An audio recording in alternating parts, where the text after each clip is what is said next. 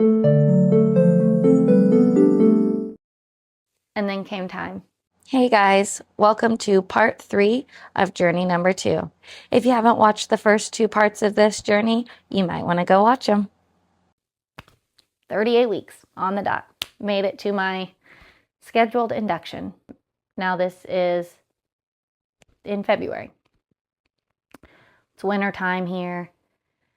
Cold, wet, sleeting as we're driving to the hospital. I'm terrified that I'm going to have a C-section, that the intended parents won't be able to be in the room because it's a C-section. There was just so many things that were unknown going into this.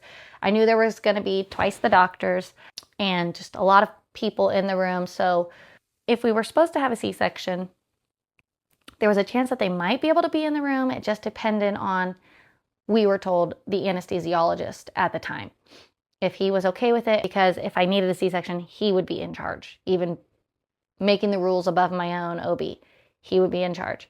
But we also had staff saying that absolutely no one can, because they need so many nurses per person that's in the room in case there's an issue with them.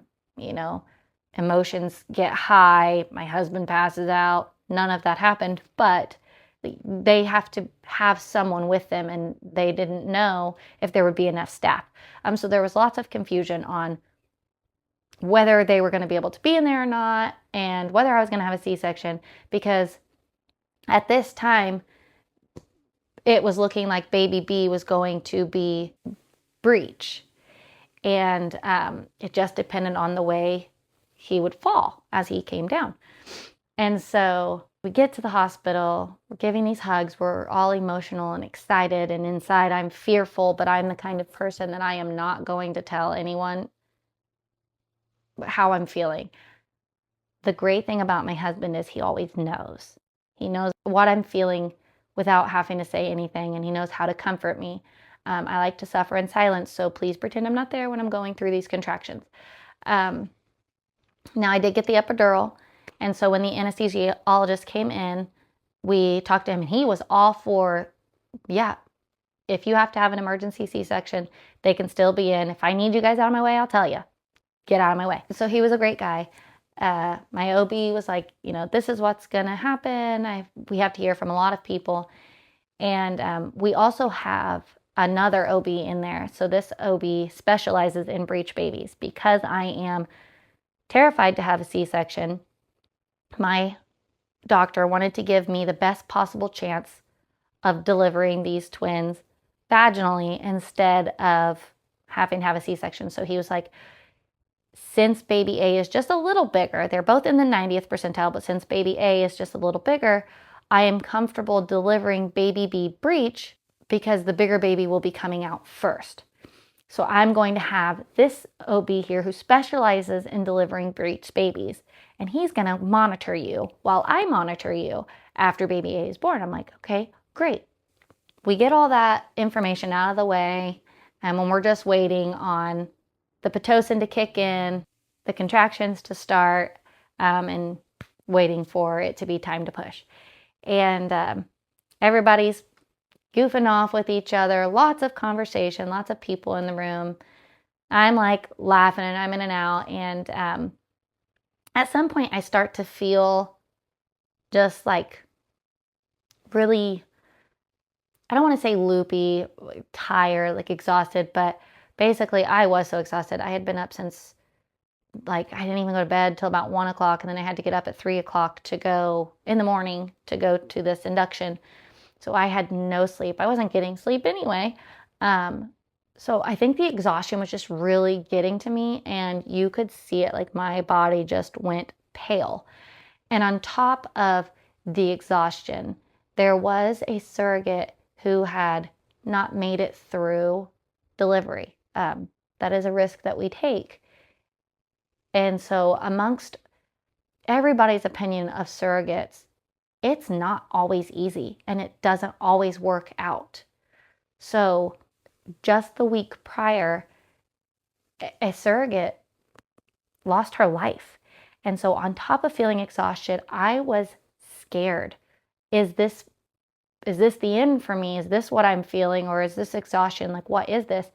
And the intended father, he's having all these fun conversations and stuff. And then he looks at me and he's just like, are you okay? I'm like, yeah, I'm good. I'm okay. And then he goes, back to talking and everything. And that was such a beautiful moment to me. So I got taken care of. A nurse had come in. Everything was fine. I was just really exhausted. That's really what it came down to. As soon as I let myself close my eyes and just rest for a minute, I felt 10 times better. But throughout that entire time of, my husband having conversations with the intended parents and the doctors and everything, and of course, he's checking on me, he's doing his husband duties, but it was such a beautiful and personal moment for me to have the intended father just be able to cut himself off from whatever conversation was going on and look at me and be like, are you okay? Just throughout the whole time, checking in on me. And it was great, because even though I like to suffer in silence, and I don't like to be in the spotlight, he made sure that I felt okay, I was doing okay. And so did the intended mother. I don't want to say that, like, she was amazing. She was human and comforting, and just this wonderful, comforting person to be around. But just to have that checking in on me, even when I wanted to be not seen or heard, it was a beautiful experience. So then it comes time to push. And everybody's ready. Everybody's excited. I've got my husband, he's on phone duty, because I like to capture that moment where the intended parents see their baby for the first time. And I didn't mention that in the last video, and I don't know why, because that is what keeps me going as a surrogate. When I see the parents look at their baby for the first time, it is full circle. It makes every single nauseous, uncomfortable, exhausted moment worth it. Because that's what I set out to do. I set out to give somebody their dreams, and I'm watching them see for the first time their new reality, their beautiful baby in their eyes, and they are just, you can't describe it, And so everybody's standing around. My husband's on phone duty. He's got to capture this moment for me. Again, it's a beautiful moment I want to look back on. It's a beautiful moment I want to share with them. And so he's on phone duty. The intended parents are next to me. So many doctors are just in and out of this room, making sure everything goes as planned, making sure I don't have to be rushed to the emergency C-section room, which was just right next door. And so out comes baby A. 7 pounds, 15 ounces, I believe 21 inches long. Big, beautiful baby. And he's placed in his mother's arms, and she is just crying. And my husband gets this amazing picture of the intended father, and he's just back there, and he's got his hand over his chest, and he's like, just a big smile on his face. And the mom, she's just crying. And it's such a beautiful moment. They're cleaning. She doesn't care about her clothes. She doesn't care about getting messy. And she's just holding her baby, and she's just looking at this beautiful boy. And it gives me goosebumps. They're all just so happy. And then they take that baby away. They're still in the room, but they're just off to the side, and I'm being monitored. My doctor, full on feeling where baby B is, what position he's in. I've got ultrasounds on me. And at first baby A didn't cry. And so I'm looking over at him like, is this baby okay? He's blue. But they get him to take his first breath. Everything's great. He's great. So I go back to focusing on what the doctors are doing to me. And baby B flipped head down. So great. I don't have to worry about having a C-section because baby B is going head down. And then they're like, baby B has the cord above his head, just above it, and his hand above his head. So if those don't move out of his way on his way down, we will have to have a C-section. And I'm like, this is not what I want to hear. So about, I think 45, 48, I think maybe 48 minutes later, baby B, cord out of the way, hand out of the way, time to push him out. No C-section. And so he's born. And this time, he's placed in his dad's arms. And again, he's blue. He's not crying. But they get him to cry. His collar returns. I mean, it was like 2 seconds, but it felt like an eternity to me. So I'm just like, let me hear this baby cry. And the dad, he's crying and he's holding baby B. And my doctor goes, do you want to cut the cord? And immediately I look to the parents and I'm like, I don't want to take this moment from them. Let them, do that. And he goes, they're both busy. They've got babies in their hand. Do you want to cut the cord? And I was like, yeah. So I got to give baby B his freedom from my womb. And so I got to cut it. And it's just a really beautiful moment. Lots of tears, lots of happiness. Everything went as planned. Baby B was 7 pounds, 7 ounces, 20 and a half inches long. They share a birthday with my husband, which is great. We got those special moment photos, and it was just such a beautiful feeling. Not what you would expect. I guess people forget that entertainment professionals are human too. They have a life, they have feelings, and it was just a moment that I will forever be grateful for, and an experience that just was relatable. They're no different.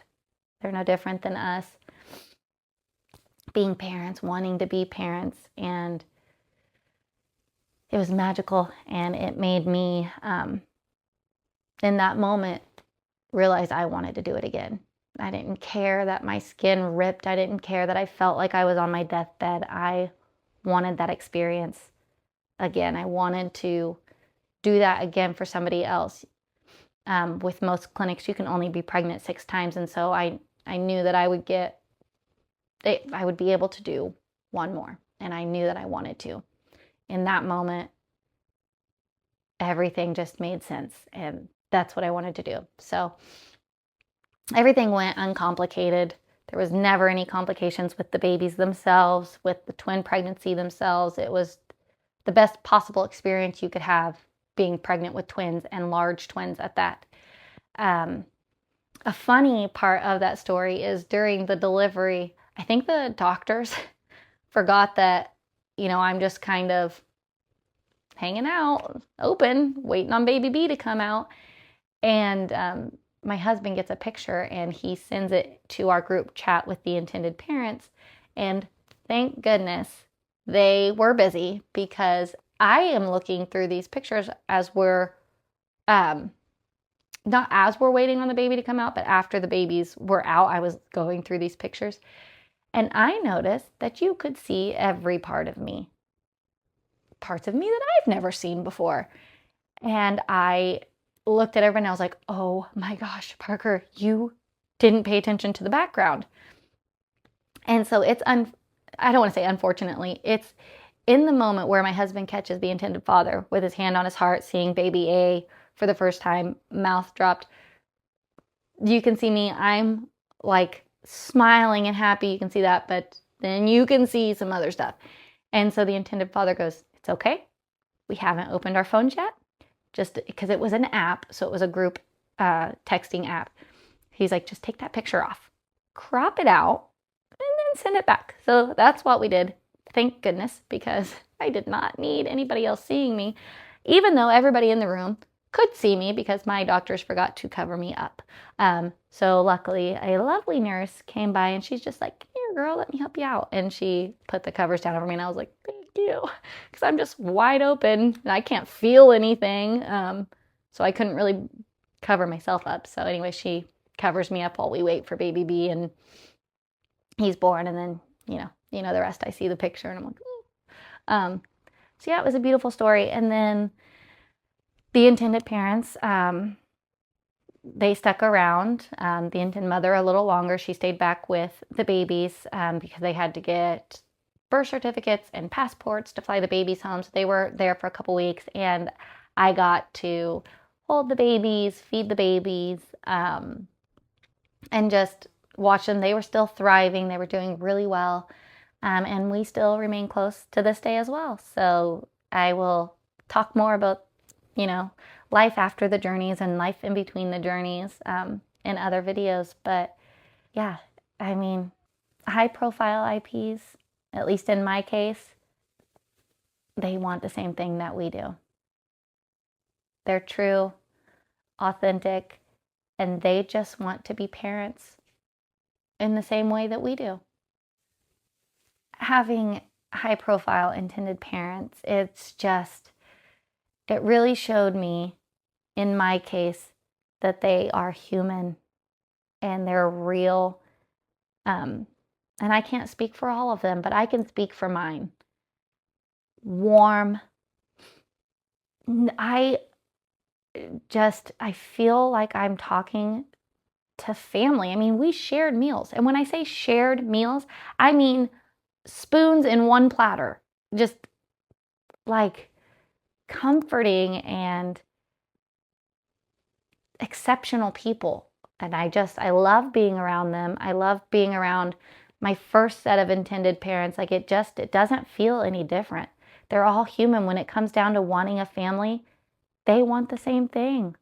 And I could be myself around them. I didn't have to pretend to be anybody or pretend to be better than I am. I was welcomed with open arms, and I welcomed them with open arms. And it's a beautiful experience. And I'm so happy to be able to share this with someone else. And going into the matching phase of my next journey, I'm going to look for that same feeling. I don't care if they're high profile or everyday people like me. I'm going to look for the same feeling and the same kind of relationship, because I want that with my journeys. I want to remain close and just have such a big family, be part of big families that I've helped to grow. And so I still receive pictures all the time, every week. They're thriving and get more and more identical every day. What was really cool about twins, though, is that, so I said baby A was more active in the womb and baby B was kind of more laid back, and he really didn't have a choice. He couldn't move as much as baby A. And it was like that after they were born too. Baby A was more vocal. Baby A was more active. Baby A was hungrier. And while baby B still thrived, I mean, he was still a big boy, he was just more chill, more laid back. And now I think the roles might have reversed a little bit, but to see them still act the same outside of the womb, it's a really neat experience. And it's also neat to feel connected to twins in that way, more so than with a singleton pregnancy, because you can't compare. You might be able to compare it to your past pregnancies, but you can't really compare personalities the way that you can when you're pregnant with twins. So I could tell baby A was more active, and baby A did this when I did this, and baby B did this when I did that. And to see them have those same personalities when they're out of the womb, I feel like you get to know them more than you would a singleton pregnancy, because you can compare, well, this baby is way more active than this baby, so this baby's going to be chill. And it's a beautiful experience. Even though it was rough carrying twins, I absolutely would do it again, not by choice, one embryo at a time. And thankfully, that's all reproductive options allows anyway. They don't allow for multiple embryo transfers. So, but either way, if one splits, I'm your girl. So I'm thankful. I'm thankful to be doing another journey. I'm thankful for the agency. I am thankful for my case coordinator, who was flawless throughout it all. Checked in on me every week. We still keep in contact, and she's a dear friend that really helped me through a rough time alongside my intended mother, who was there for me, checking in on me. Kayla, the owner of Reproductive Options, personally checking in on me. She even said, hey, I will drive to your delivery hospital if you need me there for delivery. And just like the amazing support that I had, this journey far exceeded my expectations. And that's why I chose another journey with them. And that's also why I chose to work with them. So again, I was not recruited, number one, to even be their surrogate. I was not recruited to work with them. I reached out to Caleb after having the twins because I felt so passionate about her company that I was like, hey, I want to go into the surrogacy field for work, and I wanted to reach out to you first and see if you had any openings or anything that I could do. And she's like, perfect timing, because I actually am creating this position and I think you would be a great fit for it. And so I went through the application process with that, and now get to work with such an amazing company that is near and dear to my heart, and showed me what a journey with an agency should look like.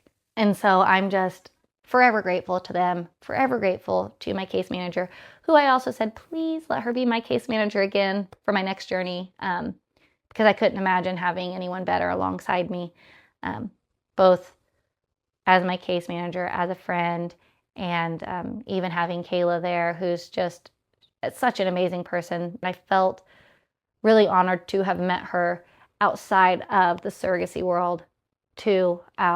So it means more, and I'm honored and grateful for all of the opportunities that having reproductive options in my life has brought to me. So if you guys have any questions, just comment below. I'll be happy to answer them. Okay, bye.